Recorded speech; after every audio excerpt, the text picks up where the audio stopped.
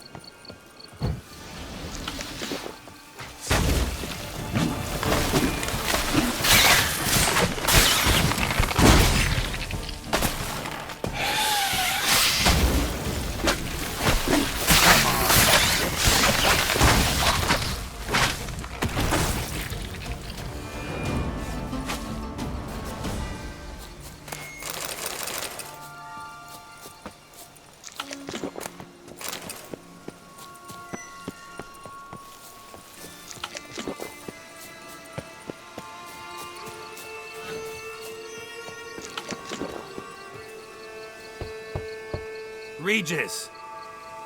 Damn it. Locked. No way I got the place wrong. This is it. Gotta be another way in around here.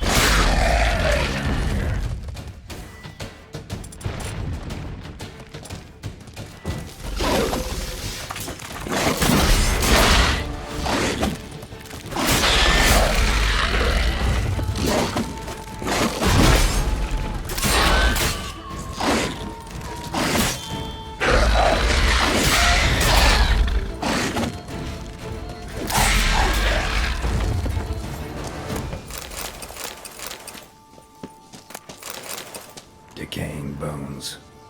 Kikimores must have tunneled into the grave.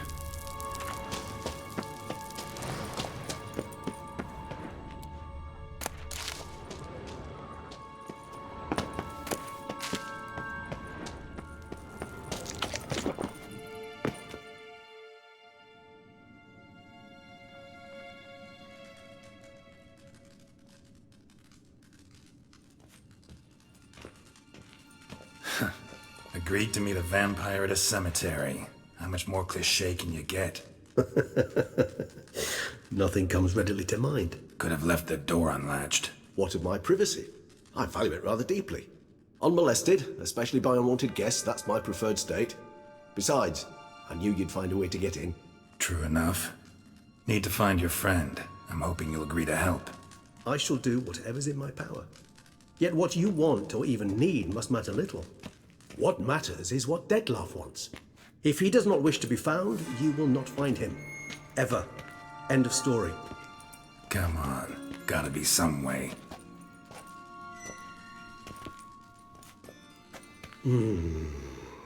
Vampires can evade detection by the senses, and no divination magic works on us. Even the most precise megascope would be useless. And this? Could this help? Wherever did you get that? Off one of the beast's victims, found by a bend in the river. Body was chopped in pieces. 3 of those pieces were hands. Hand with the ring seemed the odd one out, but Bruxa had taken an interest in it.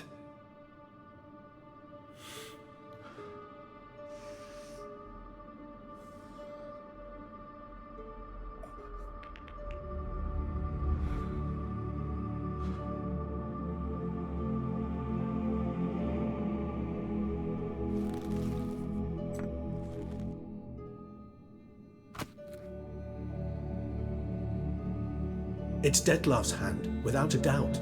It will do splendidly.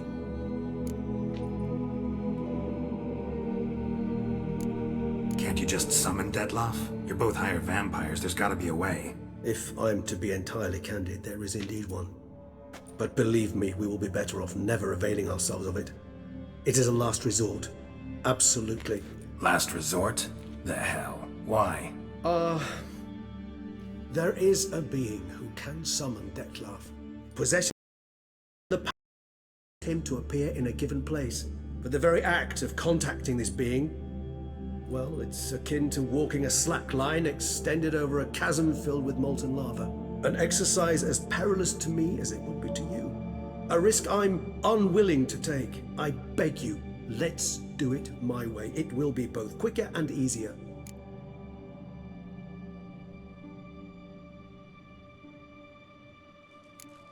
Ring's pretty intriguing. Made of no metal I've ever seen.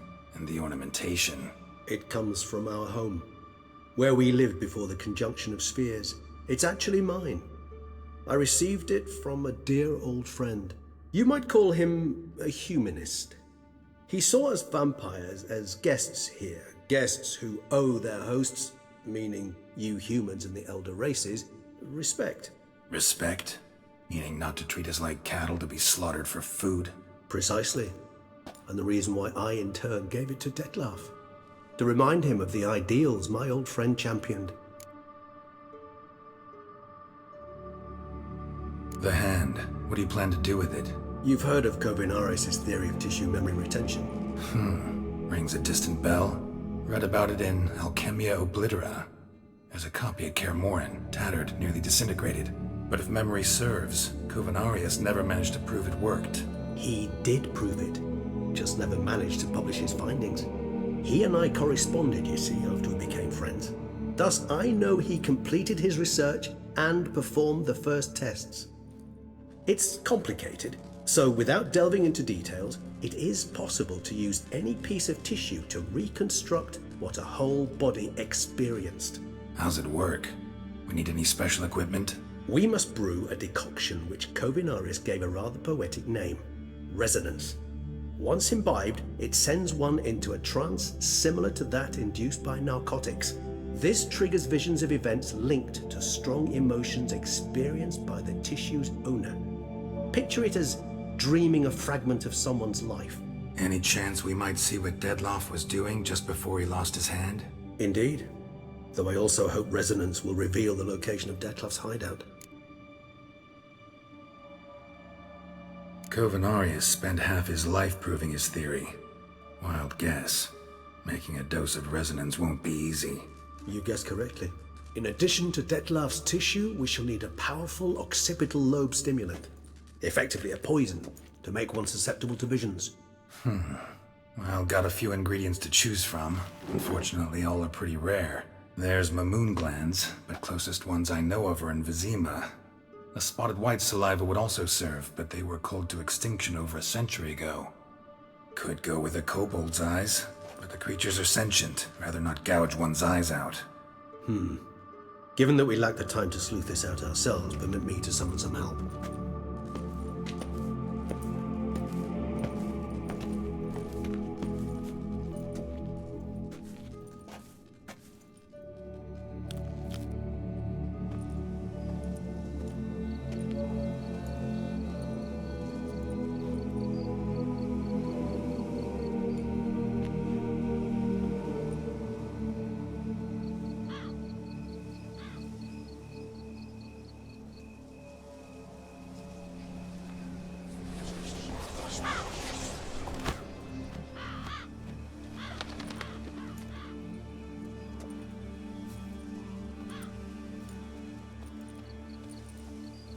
What was that?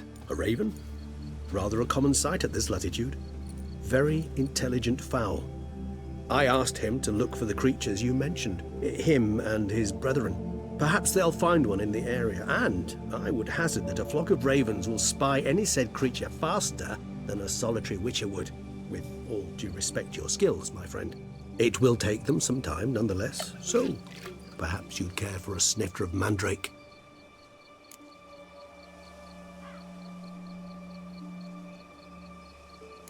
Rarely say no to a snifter. Sadly, this is but a weak infusion rather than a proper distillate. Even better. I remember your mandrake hooch.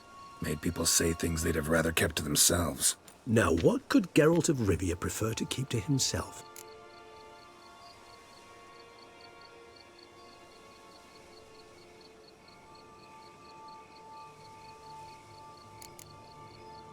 So, think you've set a nice little trap for me? Sorry. Want to get me to confess? Gonna have to try harder. I love a challenge. In that case, my ears are cocked. What must I do? How about you get the ball rolling? Reveal one of your secrets. Vampires, intriguing creatures, must lead fascinating lives. Anything in particular interest you? Always fascinated me the way vampires can regenerate. A hand growing back is one thing, but Detloff recreating you out of a wet smear?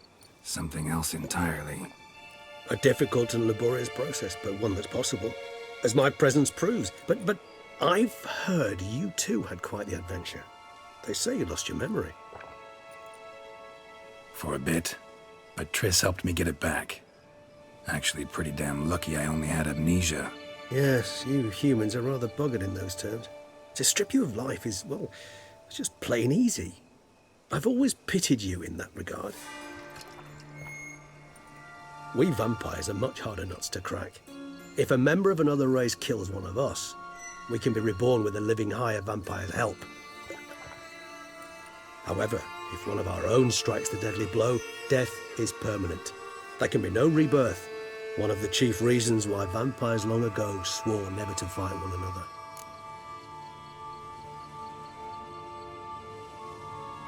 Got a new life, a new body. That give you a new start, blank slate? Starting all anew is a very broad concept. What exactly do you mean? Your blood addiction, say. Wondering if your body's the same, if it still remembers. Maybe if you drank now, you wouldn't get hooked. All addictions are a form of slavery. Re-addiction's not a risk I'm willing to take, just to test a hypothesis about corporeal regeneration and whether propensities carry over. Fair enough. Curiosity, that's all. Sorry. Not to worry, Geralt. Curiosity is a natural reaction under the circumstances, apart from which I've always valued that trait in you. Gotta ask you the big question, one everyone wonders about. What happens after death? You wish me to tell you if the human belief in the gods is well founded? Well, that I do not know. We vampires differ exceedingly from you humans. Our matter, that of which we are composed, can exist without form. We require neither a heart, nor a brain, nor air to breathe. But were you dead? As humans understand death, yes. Feel anything? Understand anything? It's rather hard to explain. I felt something very unsettling. Something I cannot even name, for I did no reasoning. Only after rebirth did I begin to understand that what I had felt was cold and unimaginable fear. If not for Detlaff, I might have drowned in an eternity of icy terror. Can't have been alive then. Sheesh, experience like that must be vicious. Indeed, it's hard to compare to anything I know. Yet you are aware we don't see death as you do. The way you cling to life, we find it entirely peculiar. You are mortals, ergo it's a foregone conclusion. You will die. It's but a question of time. Thus, I often find myself wondering why you try so very hard. To die at 20 years, 40, even 100, what's the difference? They're all but the blink of an eye. Depends on your point of view. Man who's got 1,000,000 crowns to spend can't possibly understand one who's only got 20. Very true. One's outlook can indeed change much.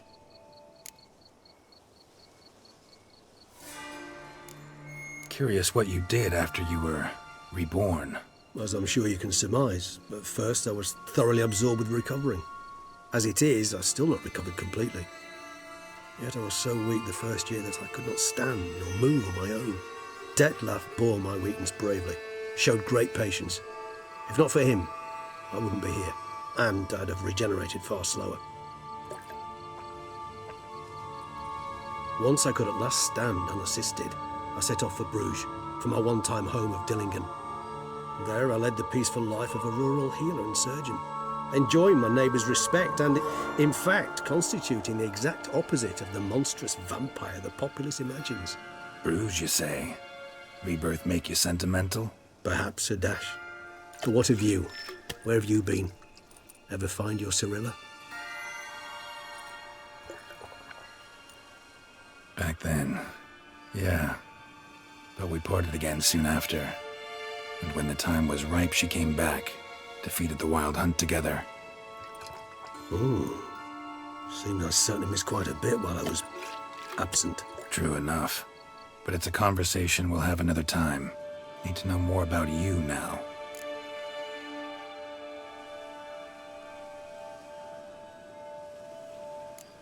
All right, give you one question.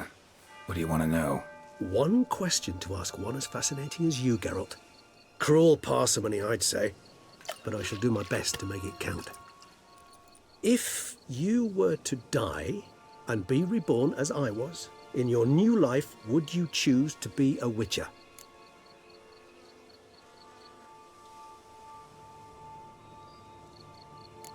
See, Regis.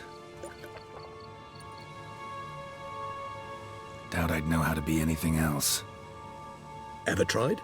See, you're determined to get an answer, to find out if I like being a witcher. Just refuse to ask directly, as always.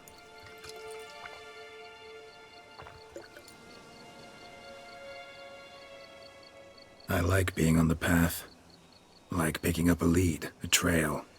I like the tension right before a fight. And nothing gets my adrenaline flowing like battling a beast. Even gotten used to people treating me like a freak, an outcast. Yeah, not something I think about much, but I like being a witcher. Thank you for being honest. Honesty is an attribute of the truly brave, and thus a privilege of the very few. Still no sign of your winged friend. Sure it understood what you wanted? Soon, don't doubt that for a moment.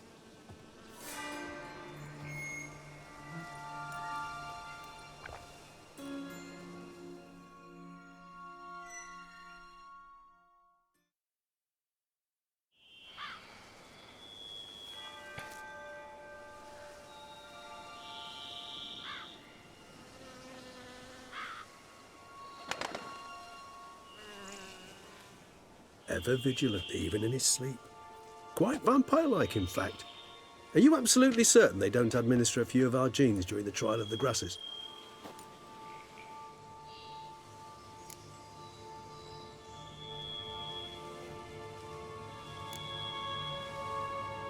Appreciate the compliment.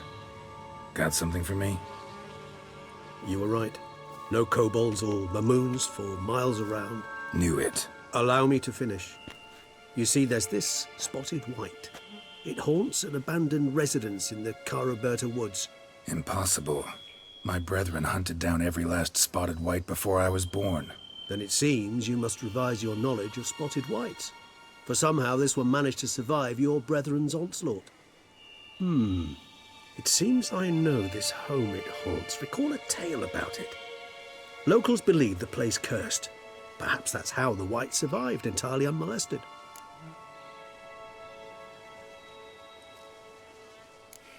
Whites rarely appear in the woods, even less likely to find them in abandoned human homes. They inhabit remote wildernesses, old abandoned cemeteries. What's your point? This might not be a spotted white after all. Your little helper might have made a mistake. I sincerely doubt it. Ravens are devilishly intelligent creatures, and they've highly developed observational skills. What exactly did they observe? The area around the estate, it's covered in spoons. Spoons? Spare me the skeptical smile. I'm but the bearer of this news. Or perhaps this spotted white is a hoarder. Or the spoons are somehow related to the curse. Know anything else about this curse? I don't recall much in particular. Really don't attach much importance to such things. It was mentioned to me as an anecdote, no more. Come on, search your memory. Something, anything could be important. I believe it had a relation to hunger, or, perhaps greed, rapacity. Someone was punished for something... Textbook definition of a curse, pretty much. Sorry, Geralt, I try not to clutter my mind with the details of every far-fetched tale I happen to hear. What are your thoughts? A specimen of a species thought long extinct, and a curse in one place. That a coincidence, or are they related? Ah, professional curiosity. Personally, I've nothing against you delving into this dilemma, but please remember we need the white's saliva. Nothing beyond that. Let's do this. Start making your decoction while I go get some saliva from that white. Uses it in its brews. Do you imagine the white will simply sell you some? Worst case scenario, I'll bring you its salivary glands. They ought to do as well. For a moment there, I imagined you asking the white to spit into a vial. Quite amusing as a thought, but the salivary glands will do fine indeed. So, see you later. Yes, till later. I shall start by perusing some tomes. Tomes? Thought you were gonna make this. Require one last ingredient. Alas, obtaining it could prove a trifle toilsome. Thus, I hope to identify a suitable alternative. All right. Good luck. And to you, my friend.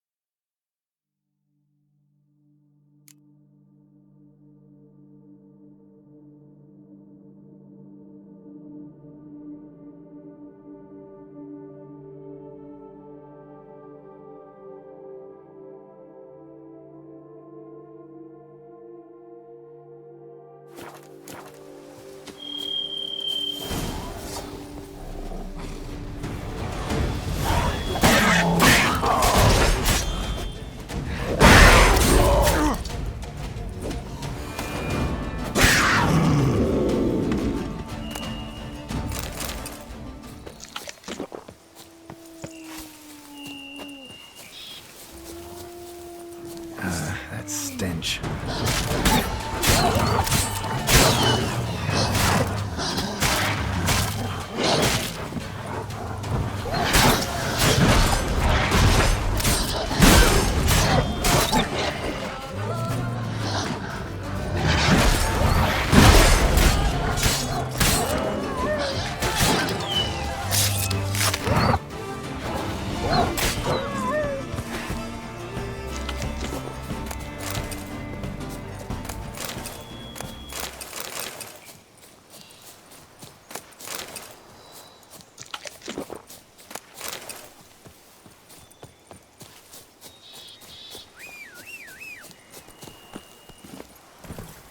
Run, Roach.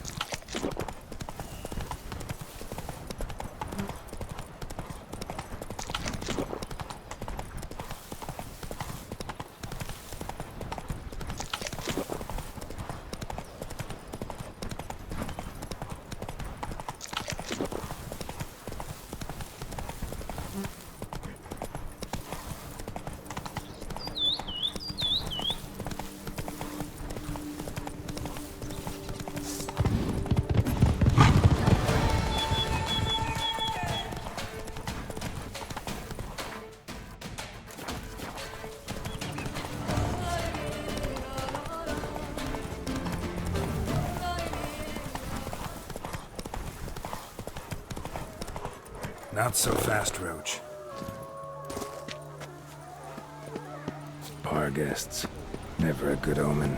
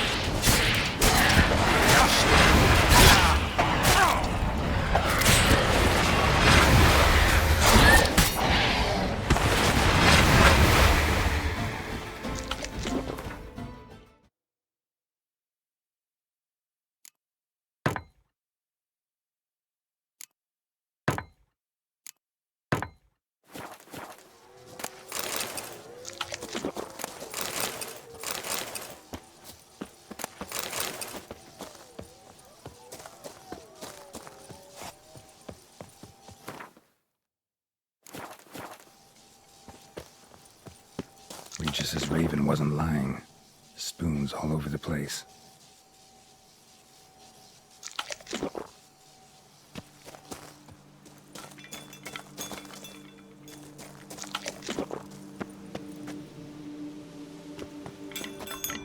Strange. Get a sense that the spoons are beating out some kind of rhythm. A message. Trying to tell me something.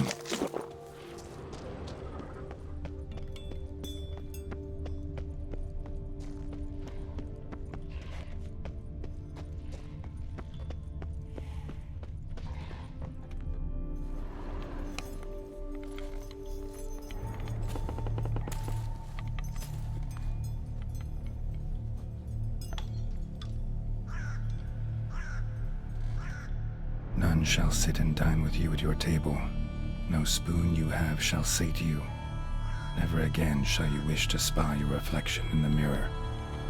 Sounds like a curse, all right.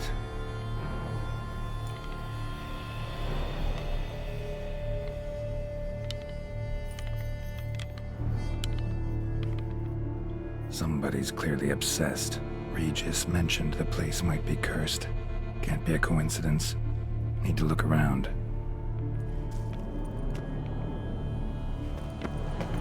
A pigsty. Need to search it thoroughly. Find a way to collect some white saliva. White's obsessed. A real collector. Thoroughbred. Spoon. Pretty ordinary. Maybe a little old. Spoon's incredible. The craftsmanship. Must have graced a rich man's table.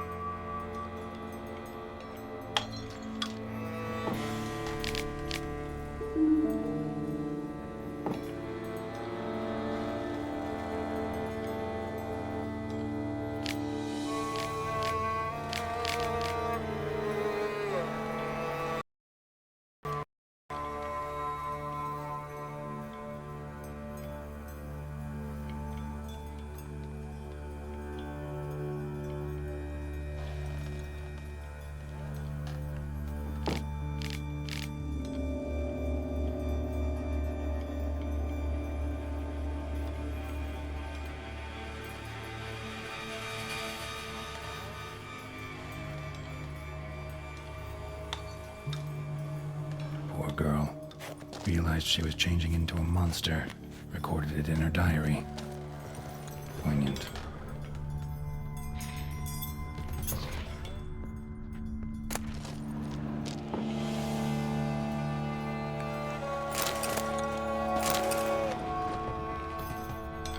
Smashed mirror. As if someone couldn't stand to look at themselves. The monster. Journal's author, maybe?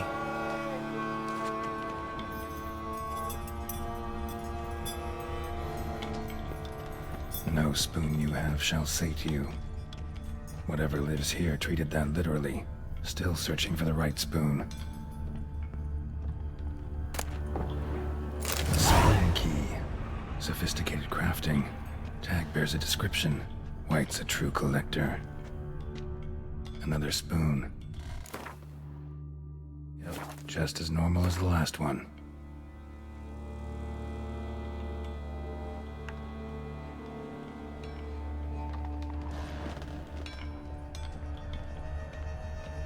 Skeletons.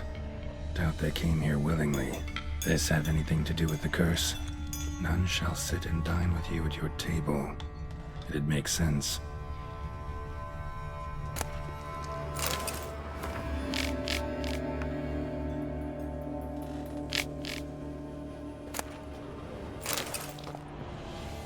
Woman's name scratched into this wooden spoon. Romantic.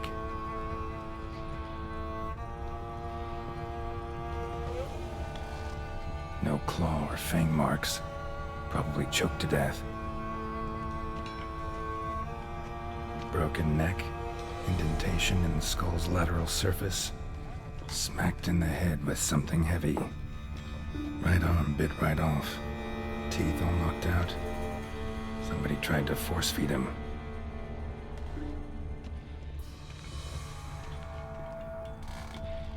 White's obsessed. Real collector. Thoroughbred.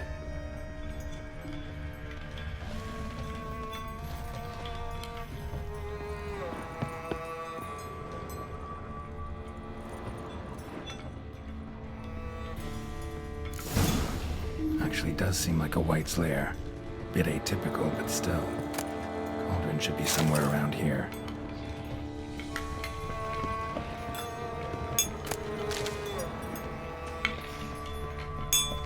Thousands of them here. White's been a collector for years. Spoon, pretty ordinary. Maybe a little old. Another spoon. Yep, just as normal as the last one. White's obsessed. Real collector. Thoroughbred.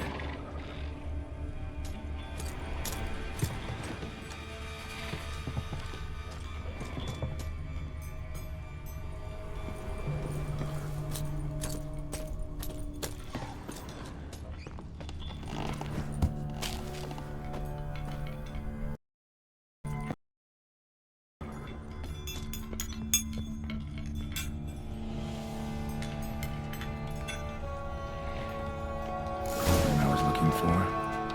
White's not particularly tiny. Table set. White who lives here is getting ready for some sort of feast. White that lives here, definitely afflicted by a curse, and it's been trying desperately to lift it.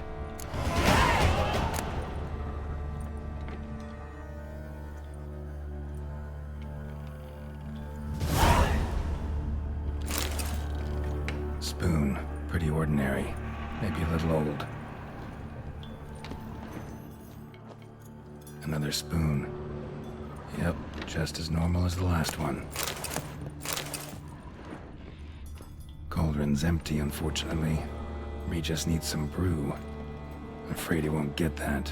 No choice but to hide and wait for the saliva glands and their bearer. Need a spot that'll let me observe the cauldron.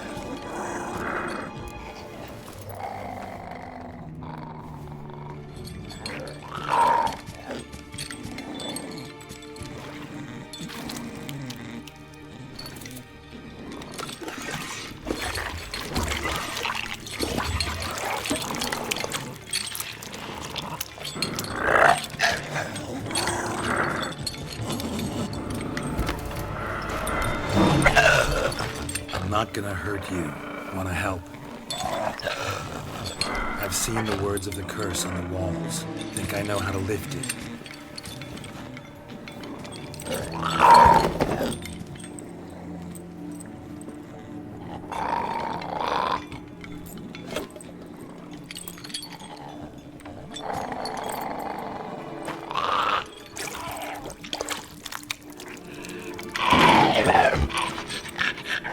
tried to bring folk here, convince them to sit at the table with you, right? Well, I'm gonna be your guest now. Your willing guest.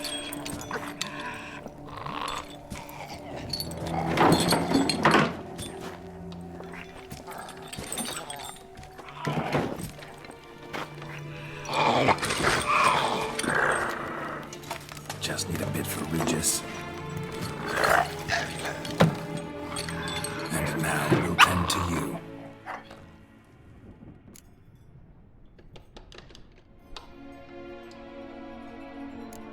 Need to get this right. Words of the curse were, "None shall sit and dine with you at your table. No spoon you have shall say to you, never again shall you wish to spy your reflection in the mirror."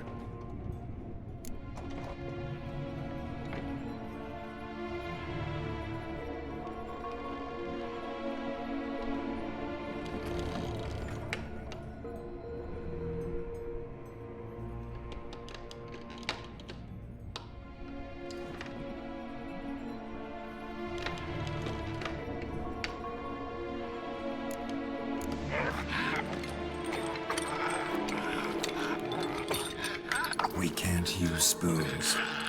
No, that won't work. You've been looking for a spoon that would feed you, but there's no such spoon. We need to eat without spoons.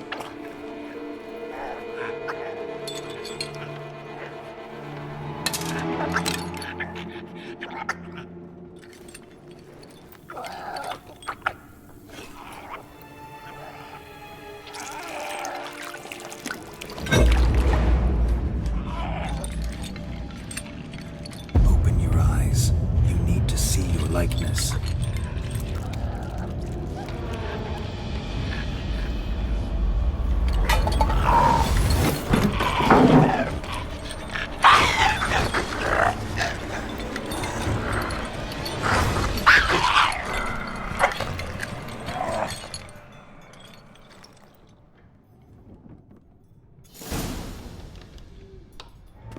Think it worked. Just not quite like I expected. Need to see what happened to the white. Won't be hard to find given its stench.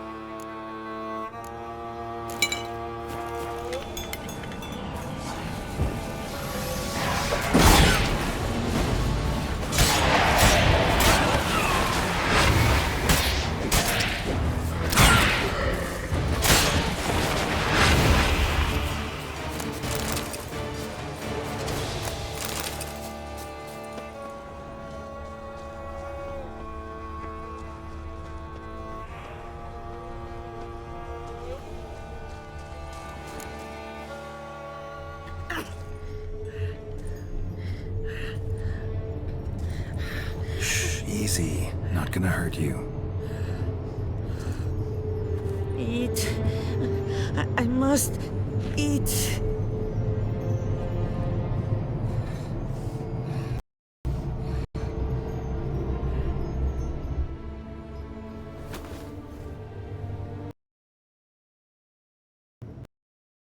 I'll take you someplace safe.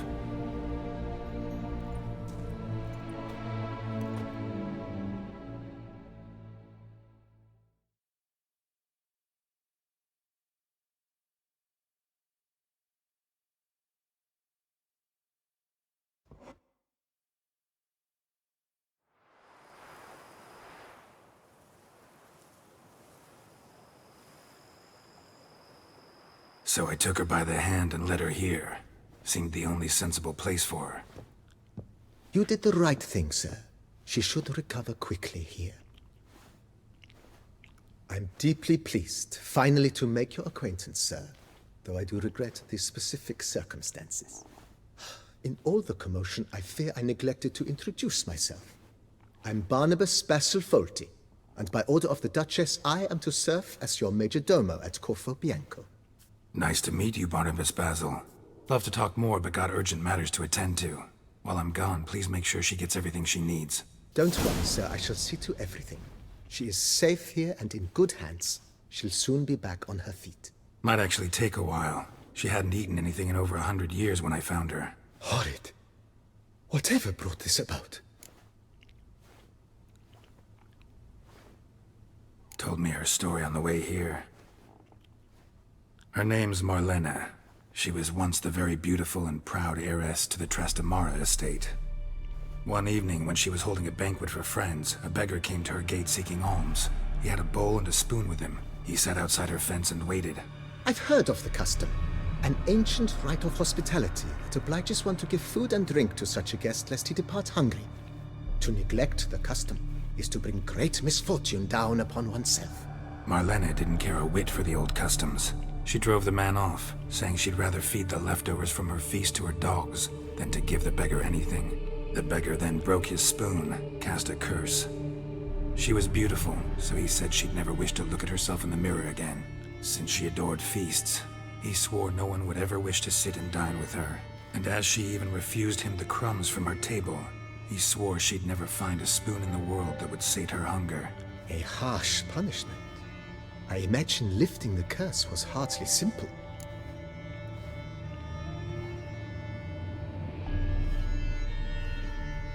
Curses are tricky. They play on irony. Always gotta figure out what the catch is. Marlena had spent decades looking for a way to lift it. Transformed into a wight, she stole spoons and lured folk into her home, trying each time to get them to dine with her. Didn't work. So what did? Someone had to sit down and share a meal with her, of their own free will.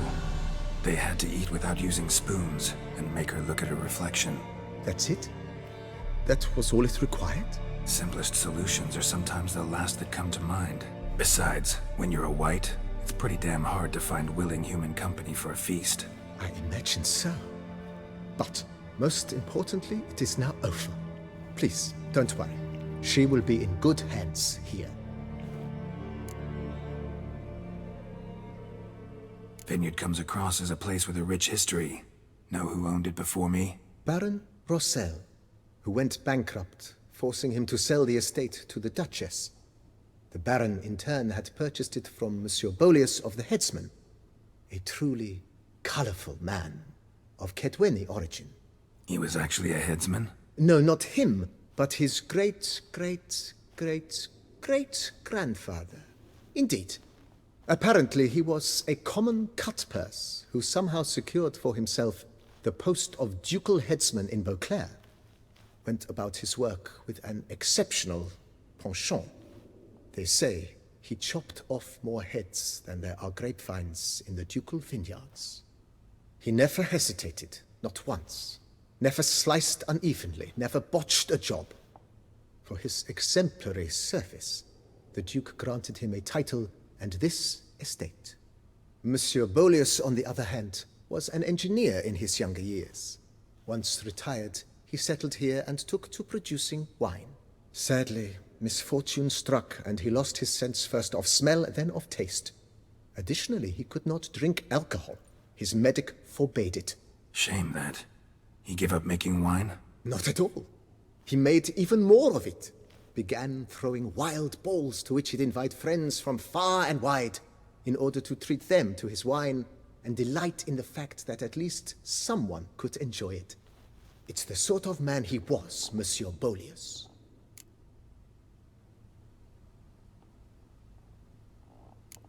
Thanks. Gotta get back to my business now. See you soon.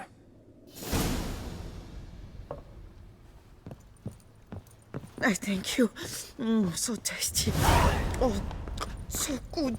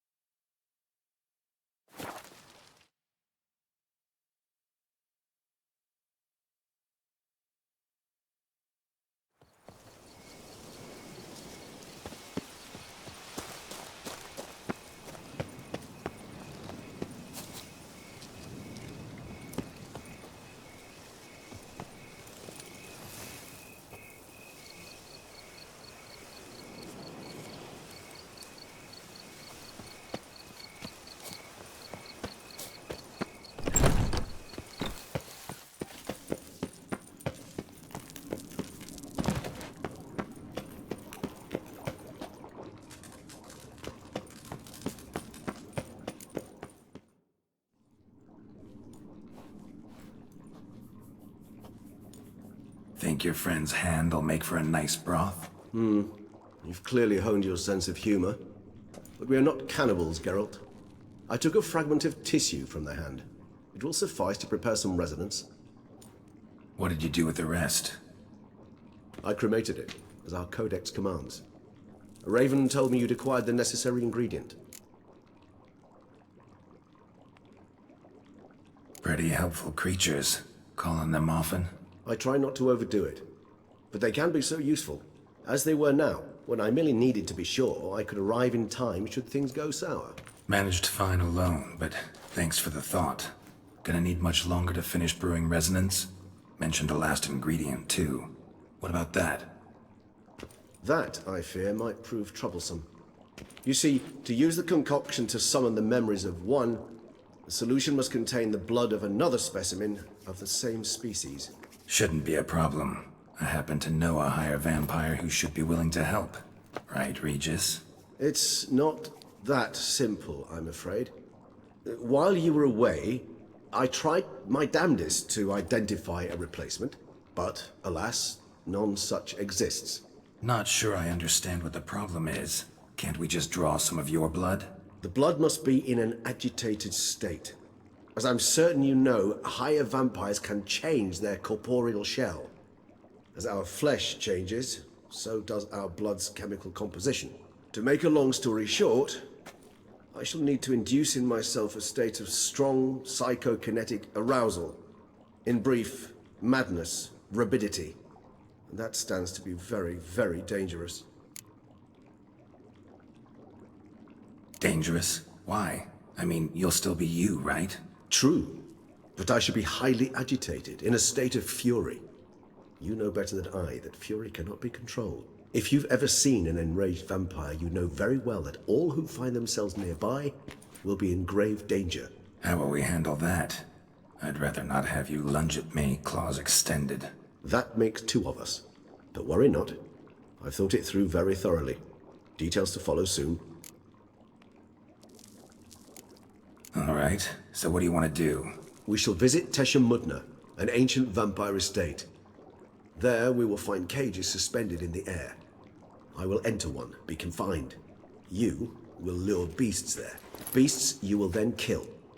The bloodletting should prove profuse. Abundant enough so that the blood scent will drive me mad. Wild. Teshem Mudna. What's it like? It is a place of torment. A torture chamber. Long ago, shortly after we'd arrived in this world, one among us named Kagmar developed such a taste and lust for human blood that in one night he could imbibe an entire village. This brought trouble on the entire species. Common folk wearied quickly of living in constant fear. They began to hunt us, seek the aid of mages and witches in tracking us down. So what? Not like they could ever hope to kill you. But they were bothersome. Forgive the comparison, but when did you last enjoy mosquitoes buzzing around your head? In any case, the other vampires decided something had to be done. Kagmar had to be caught and punished. A torture chamber was thus outfitted in the dungeons of Teshem Mudna. Inside it, a cage made entirely of a special alloy of silver, dalvinite, and meteorite steel. Kagmar was captured and locked in the cage. Sat there over 2 centuries, driven to fury time after time, never able to escape. Thus I know the cage will withstand the fury to which we shall drive my humble being.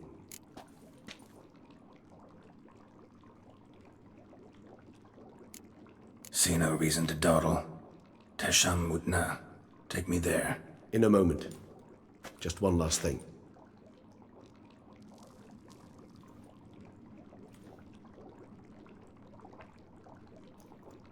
What was that? Blood. Oh, the last favor the Raven did me. I've also taken some Sancurium, a solution that sharpens one's sense of smell. One drop of blood shall smell like a gallon to me now.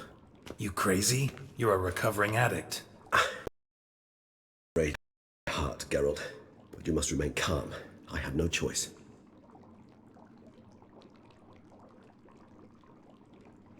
As things stand, the die is cast. High time we set off for Teshem Mudna. My head's Starting to smell quite tasty. And you're starting to scare me.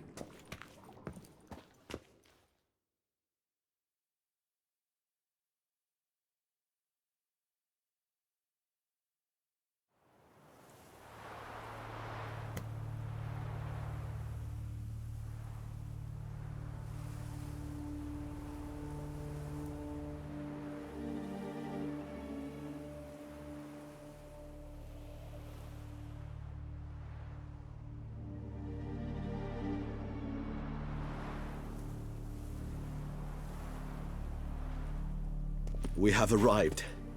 The sacrificial chamber of torture and torment lies underground.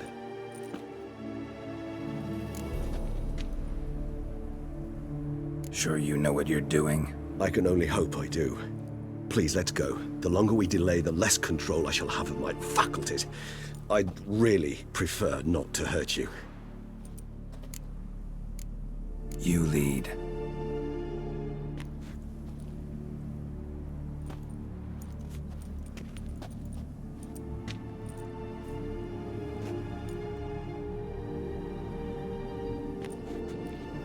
Scurvers must be getting close to their feeding ground. Correct. I told you there'd be danger.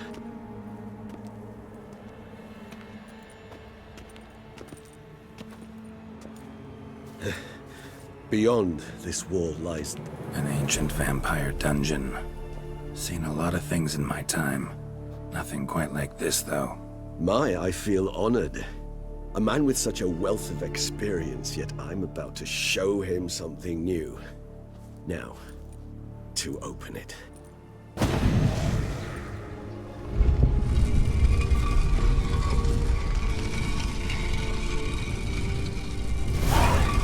How the hell? It's an ancient form of protection against unwanted guests. The mechanism which releases the latch reacts only to a higher vampire's blood. Tricky mechanisms, a vampire hideout. Fortified, secured. Must have been important to your species once. Toussaint. It shall always be so. During the conjunction, the gate from our realm to this one opened upon this land on the other. This was the first place we saw. This place. There's evil here. Death hangs in the air. Yes. A great many beings have breathed their last here.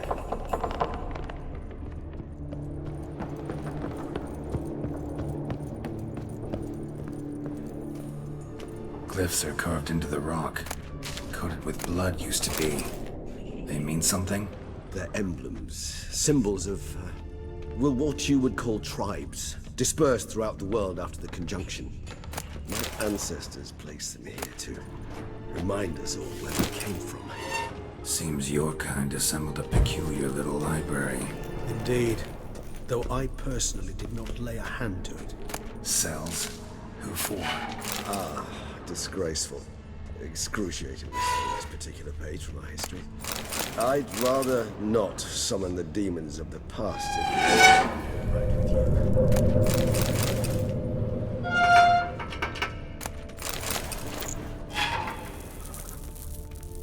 What's this symbol mean?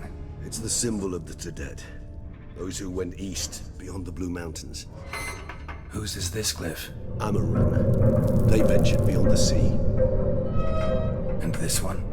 Which tribe's this? Garisham. My tribe, and Deadlough's.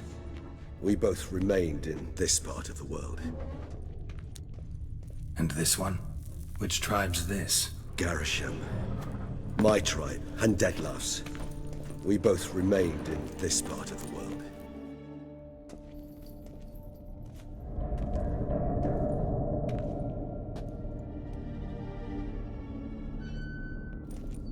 Charming place. But what are all those cages for? Mentioned one vampire being kept here. Yes, well, you see, humanitarians is something my ancestors were not.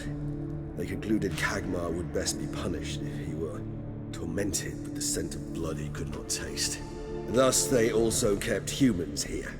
Humans whose blood they slowly let. Kagmar ranted and raged in pain as those humans slowly bled to death. They treated them like livestock. Live bait. I'd like to be able to turn back time, Deny it, but alas, I can do neither. Feel shame for my brethren. That is all I can do. Don't take it so hard. Nothing you could have done about it. Let's get to work. Well, that was awkward. Fine. I prepared the bait. Please be so kind and place it, ideally at the tunnel entrances. The Zen will spread most effectively then. Place the bait at the tunnel entrances. Monsters will catch its scent more quickly. When I think how these tunnels got here, sends shivers. It was the natural order of things. The place reeked of death and it attracted necrophages.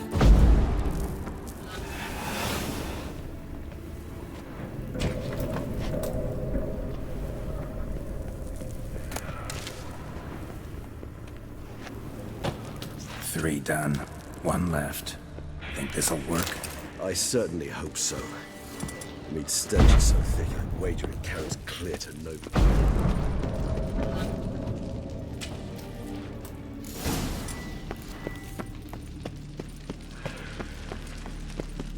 Bait set. What now? I shall enter the cage. You must chain me inside. The bars are made of an alloy that will prevent me from transforming into mist. Kinda thought you wouldn't want to. I shall be in great pain. My sole thought being to stop that pain. I cannot know what I will do.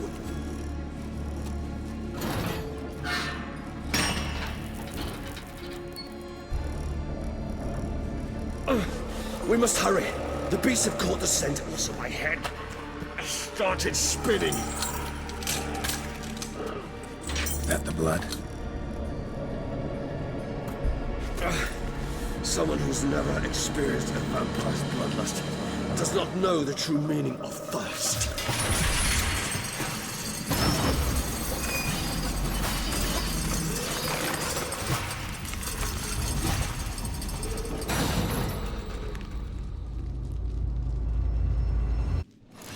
Maybe we need a safe word. You know, something you'll say when you can't take it anymore.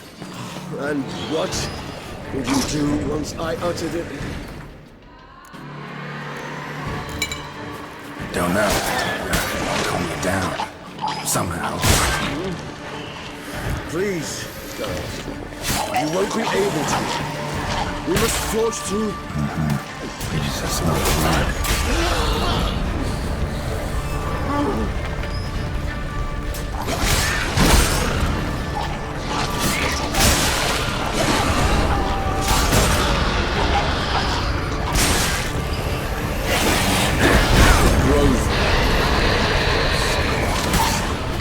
I shall overcome. Good. Because I can hear more coming.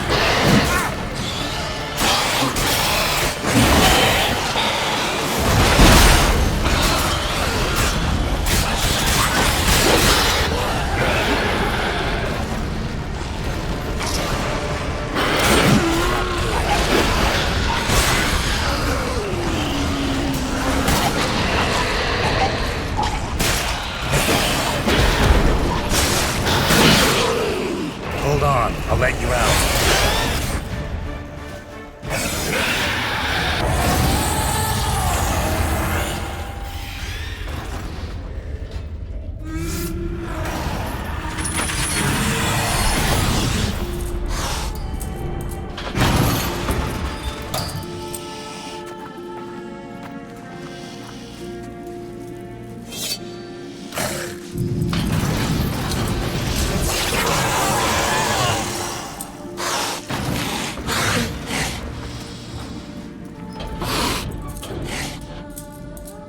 Need to hang on a little longer.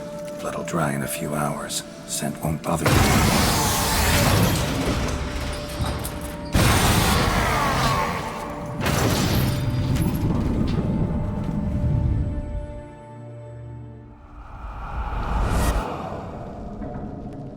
Get you out of here. The concoction.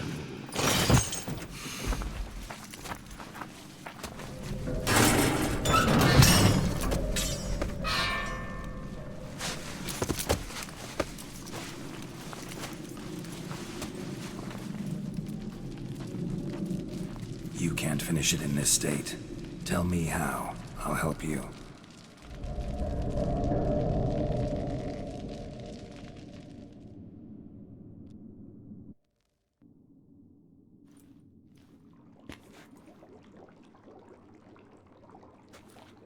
Any better? Far from ideal.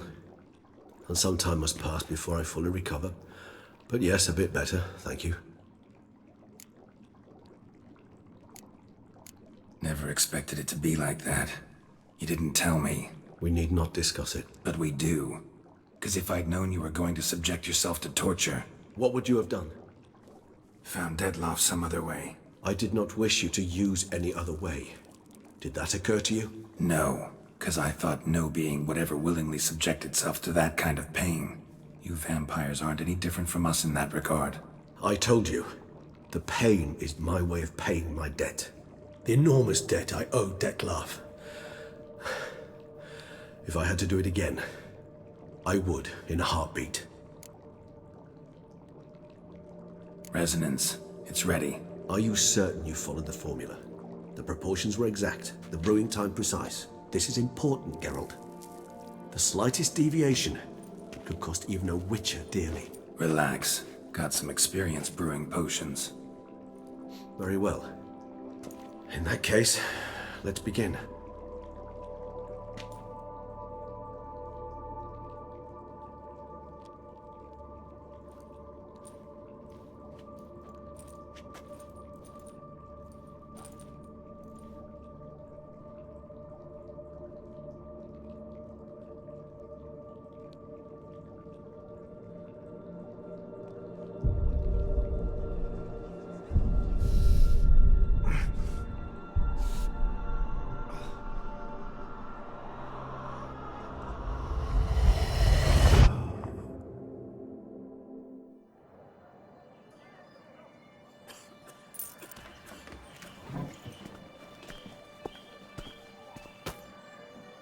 Excuse me.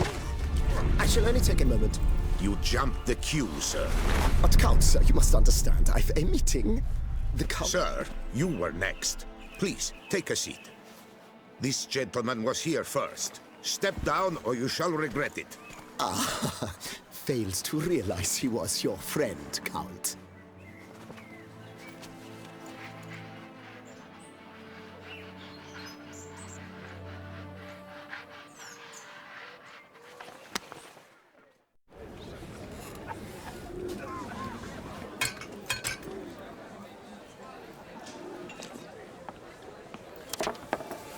It was then I ordered him to give up his seat and step off the stand.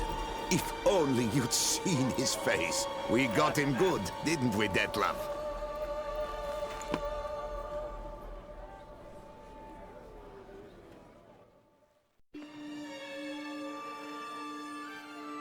And then Mother insisted we buy the mill. Curious, eh?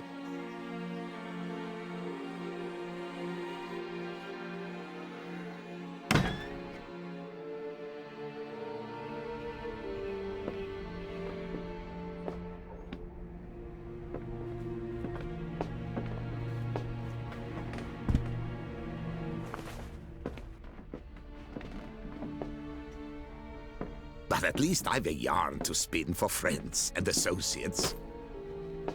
Forgive me. What?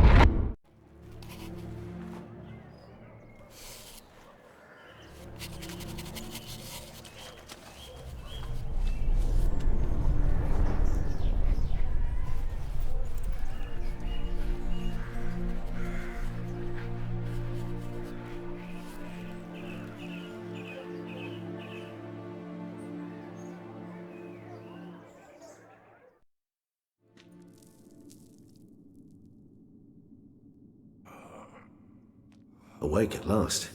You ride like a squirrel caught in a snare. I'd begun to fear they were death throes, that you'd departed. Sure wasn't pleasant, but it worked. What did you see? Delacroix. His death did not come easy. Seems Dettlaff had made friends with him. Still killed him, and chopped up his corpse. And he was overcome with fury, remorse. Cut off the hand that had committed the murder. Interesting. And entirely unlike the Dettlaff I know. See anything else? Saw a moment. Delacroix did something selfless. Was kind to Dettlaff. Guess it could have been the start of their friendship. Why the uncertainty? Nothing extraordinary about it. Normal, everyday situation, really. Visions were supposed to issue from strong emotions. Clearly the situation provoked such emotions in Dettlaff. Keep in mind, he did later murder Delacroix. Killing someone who's grown dear to us, it's bound to elicit strong emotion. Vampires are no different in that regard. Did you see anything else? There was something. Showed up twice in the vision. A bootblack stand. Dettlaff first met Delacroix there. Went back after the murder, actually. Peculiar. Stand was somewhere in the port district. And the bootblack acted as if he knew Dettlaff. That would be even odder. Perhaps we should have a chat with the lad. Though I would expect no breakthroughs. It's our only lead. I'll go talk to him. Coming with? I shall join you later if it's no trouble. I don't yet feel strong enough to venture out. That's fair. Rest up. Be back as soon as I learn anything.